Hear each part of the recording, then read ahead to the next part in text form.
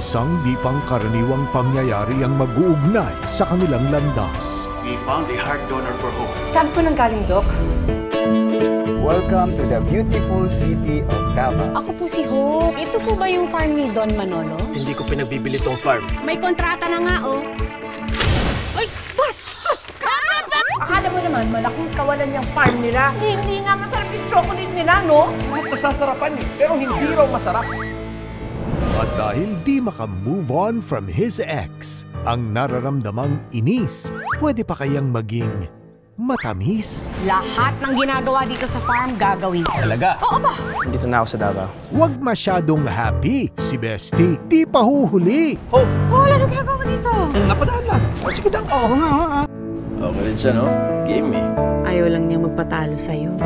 House Paul and House Ponce. Nakausap ko na po sila pareho. Boy, my daughter has 2 suitors.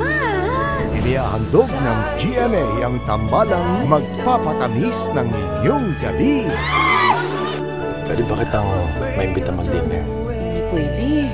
We're business partners now. Sana partners lang. Wow, bilis mo naman. I Heart Davao.